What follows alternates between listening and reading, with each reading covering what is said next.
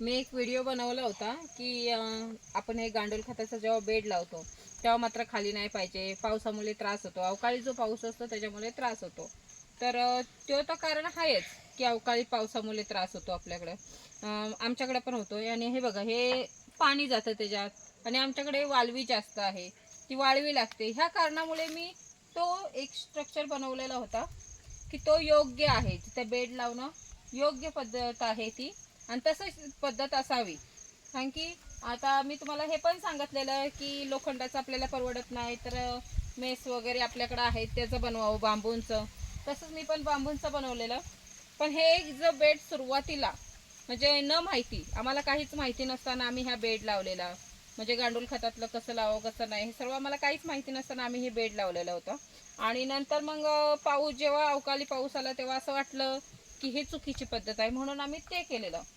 पण ठीक आहे, पाऊस वगैरे आहे हे कारण आहेत, पण ह्याच्यापेक्षा अनेक एक प्रॉब्लेम येणं म्हणजे, आता आम्ही हा खाली लावलेला आहे, त्याच्यात आता इकडं बघा, तिकडं लाकडं आहेत त्या साईडला, त्या लाकडांमध्ये मुंगूस येऊन बसतो. आणि आपल्या कोंबड्यांना तर गावठी आहेच त्रास, पण त्याच्यासोबतच ह्याच्यात जे गांडूळ आहेत ते गांडूळ सुद्धा तो खातोय. आणि दिवसानं मग काय होतंय, दिवसात पण त्रास देतोय आणि रात्रीचा पण त्रास देतोय. मुंगूस तर मुंगूस नंतर ह्याच्यात अनेक एक भर म्हणून घुसही आहे. आणि घुशीला आम्ही औषध वगैरे भरपूर ठेवलेलं, पण काही तिला म्हणजे झालंच नाही. औषधांत ती मेली पण नाही, का तिने खाल्लं की नाही हेच माहीत नाही पडलं. म्हणून मग काय झालंय की ह्या बॅगेला खूप त्रास व्हायला लागला. आम्ही ह्यातला गांडूळ खत तर काढलेलं आहे, पण आता ही पिशवी उचलल्याच्या नंतर तुम्हाला दाखवते की तिनं किती ह्याच्यातनं रस्ते काढलेले आहेत. आणि तुम्हाला दिसतच आहे बघा, त्या साईडला पण तिथे खड्डा आहे, केवढा माती वगैरे उकरलेली आहे. ती माती किती उकरले बघा, ह्याच्यावरनं अंदाज लावू शकता की किती त्रास झाला असेल. जर ही बॅग खाली नसती आम्ही केली ना तर खूपच त्रास होता. बॅग ती फाडू शकत होती. त्यामुळे तिकडंच नाही तर तिकडून जो रस्ता केलाय तिनं पूर्ण असं मधनं घेऊन ह्या साईडला रस्ता काढलेला आहे, आणि इकडून असं मधनं घेऊन त्या साईडला रस्ता. आता हे मी काढून तुम्हाला दाखवणार आहे की ह्याच्या खाली तिने किती प्रकारचे रस्ते केलेले आहेत. आणि ह्याच्यातले गांडूळ सुद्धा तिने जेवढे मोठे मोठे होते तेवढे तिने खाल्लेले आहेत. पण बाकीचे गांडूळ सर्व व्यवस्थित आहेत, त्यांची पिल्लंही झालेली आहेत. त्यामुळे एक आहे की मोठे काही थोडेफार खाल्लेत, पण बाकीची जी पिल्लं आहेत आमच्याकडे ती सेफ आहेत. आम्ही आता तिकडे शिफ्ट केलेलं आहे, तो गांडूळ खत आहे आणि सर्व गांड व्यवस्थित आहेत. उलट जास्त प्रमाणात गांडूळ आहेत, पण नुकसान व्हायच्या आत आम्ही ही बॅग हलवलेली आहेत ना. आणि ही बॅग काढून दाखवते. पण काय आहे माहिती का, हा मला प्रॉब्लेम आलेला आहे, हा मला त्रास झालेला आहे. तसाच कुणालाही त्रास आणखीन होऊ नये त्यासाठी हा व्हिडिओ आहे की जर एखाद्या वेळेला खाली लावत असाल तुम्ही गांडूळ खताचा बेड, तर मात्र हा असा त्रास होतोय. त्याच्यापेक्षा एकदम चांगला योग्य उपाय म्हणजे तसं स्ट्रक्चर करणे आणि त्या स्ट्रक्चरवर लावणे. आणि किंवा जर समजा तसं नसेल कोणाला करायचं, तर जे सिमेंटचं खालणं असं पूर्ण कॉन्क्रीटचं करणं आणि त्याच्यावर हे बेड लावणं. आणि तरी पण समजा असं कुठे बाहेर वगैरे असेल, आपल्या जवळपास नसेल आपण हे बेड वगैरे लावलेले, तर मात्र त्याला जाळीचा कंपाऊंड करणे.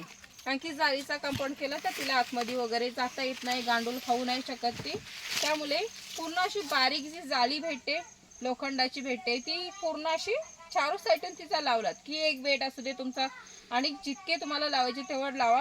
पण एक काळजी घ्या की माझी आता ही माझ्या म्हणजे एक चुकीच झाली समजा, आणि त्या चुकीतनं आपण काहीतरी नवीन शिकलेला आणि चांगलं शिकलेला, वाईट काहीच नाही.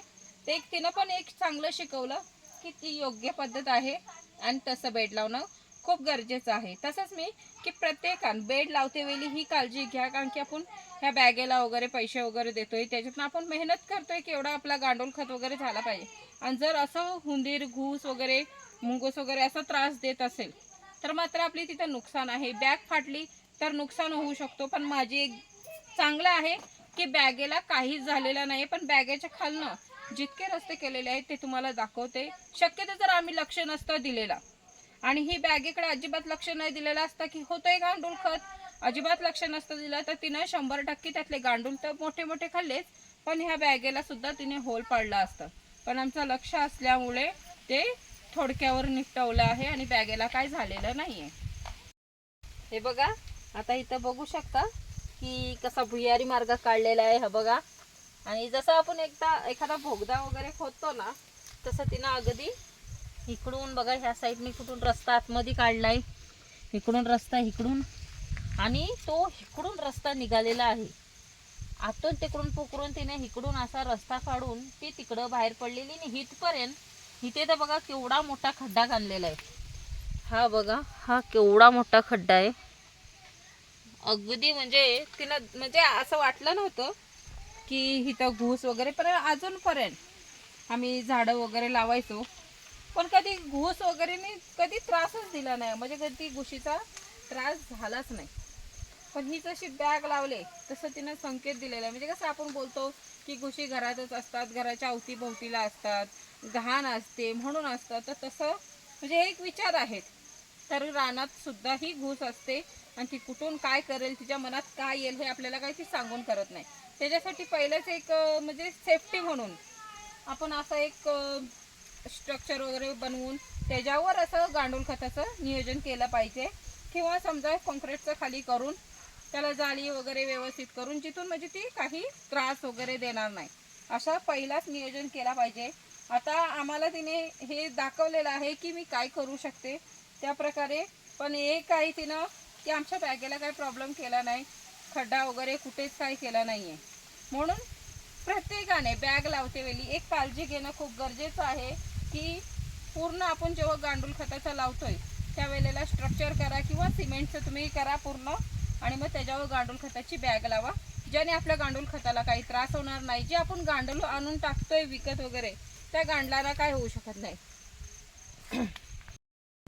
आणि आता ही बघा, इथं आम्ही गांडूळ खताची बॅग लावलेली आहे, त्याच्यात शिफ्ट केलेलं गांडूळ खत आहे आणि ही बॅग सुकायला लावलेली आहे. कारण की आम्हाला पण बघायचं होतं तिने काय केलंय का, काय खाल्लं कुठनं कोपरा वगैरे, तर तिने काहीच केलेलं नाही. तर ही बॅग सुकली की आम्ही साईडला करू, तसं तिथे तिला वेगळा स्ट्रक्चर वगैरे करणार व्यवस्थित. आणि ह्याचा मी व्हिडिओ बनवला होता, हा स्ट्रक्चर जो मी बनवलाय ह्याचा मी व्हिडिओ बनवला होता की बांबूंपासून बनवलेला, लोखंड परवडत नाही म्हणून. तर म्हणजे बांबू पण किती मजबूत आहे बघा, 700 ते 800 किलो ह्याचं वजन आहे. आणि तो अजून ह्यानी पेरलेला आहे, म्हणजे कुठेच काय हल्लं नाहीये वगैरे काहीच नाहीये, एवढा मजबूत तो स्ट्रक्चर बनवलेला आहे. आणि ह्याच्या पुढे जर काय प्रॉब्लेम आला तर मी तुम्हाला सांगेनच, पण सध्याच्या परिस्थितीत ह्याने खूप मस्तपैकी वजन पेरलेलं आहे. आणि त्या गांडूळ खताचं वजन अगदी चांगला पेरलेला आहे, त्यामुळे इथून कुठून असं निसटला नाहीये, तुटलं नाहीये, काहीच झालेलं नाहीये. मग हा स्ट्रक्चर आमचा खूप मजबूत आहे. किती वर्ष टिकतोय तो पण बघू, या वर्षभर टिकतोय ते पण बघू, ते मी तुम्हाला सांगेनच. आणि कसं आहे ना, आता हे जे आपले हे खड्डे तिनं काढलेले आहेत, हे खड्डे म्हणजे रानातल्या लोकांसाठी थोडा धोकादायकच आहे. कारण की रानात काही एकच प्राणी नाही, तर साप वगैरे सर्वच असतात, तसं आमच्याकडे पण आहेत. आणि हे जेवढे खड्डे काढलेले आहेत तिनं, आता खड्डा एवढा मोठा मोठा आहे, ह्याच्यात जर साप वगैरे केवढा मोठा बसेल ते सांगता येत नाहीये. आणि वरनं बॅग असली तर ऊब पण असणार आहे, आणि उभेला ते साप बसूच शकतो, त्यामुळे एक धोकादायक आहे. आपण बॅगेजवळ येतो, लक्ष दिलं नाही तर तो आपल्याला पण धोका आहे. आमची मुलं पण येतात, तुमची पण मुलं असतील, ती पण जर बॅगेजवळ आली तर त्यांना माहिती आहे का तिथे काय आहे म्हणून, तर नाही. म्हणून ही काळजी घेणं गरजेचं आहे. आता हा स्ट्रक्चर जो बनवलेला आहे हा योग्य पद्धत आहे, कारण की ह्याच्या खाली जरी काय असेल तरी तो आपल्याला दिसणार आहे आणि काही नुकसान बॅगेला पण होणार नाही, आपल्याला पण त्रास नाही आहे. पण जर असं असेल आणि आपण लक्ष नाही दिलं, निष्काळजीपणा केलेला, तर मात्र ह्याच्यात सापडणं. तर बघा तिने म्हणजे सोपी पद्धत ठेवलेली आहे सापासाठी, अगदी छानपैकी त्याच्यासाठी घर रस्ता वगैरे बनवून ठेवलेला आहे. तो कुठूनही येऊ शकतो, कुठूनही बाहेर जाऊ शकतो.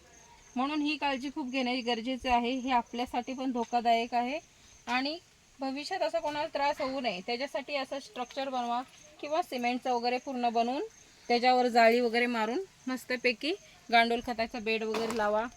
आणि कसं आहे ना, एकदा गांडूळ खताचं चांगलं व्यवस्थित झालं आणि असं स्ट्रक्चर वगैरे बनवून पूर्ण व्यवस्थित झालं की अनेक बेड लावूच वाटतात. पण असं जर प्रॉब्लेम आले तर थोडंसं कुठंतरी मन खचवतो, म्हणून असं मन खचवू नये. म्हणून असं व्यवस्थितपणे करा गांडूळ खत, आणि गांडूळ खताचा रिझल्ट तर खूपच चांगला येतो, हे सर्वांना माहिती आहे. म्हणून गांडूळ खताच्या मागे आता सर्वच लागलेली आहेत, सर्वच जण गांडूळ खत बनवण्यात खूप रस घेत आहेत. त्यामुळे आपलं गांडूळ खत पण चांगला झाला पाहिजे, त्यासाठी आपण ही काळजी घेणं पण खूप गरजेचं आहे. हे सर्व छोटी मोठी गोष्टीकडे जर आपण लक्ष नाही दिले ना तर आपल्यालाच त्रास होईल. म्हणून या छोट्या गोष्टीकडे पण लक्ष देणं खूप गरजेचं आहे. म्हणून असं गांडूळ खताचं नियोजन प्रत्येकाने करणं गरजेचं आहे.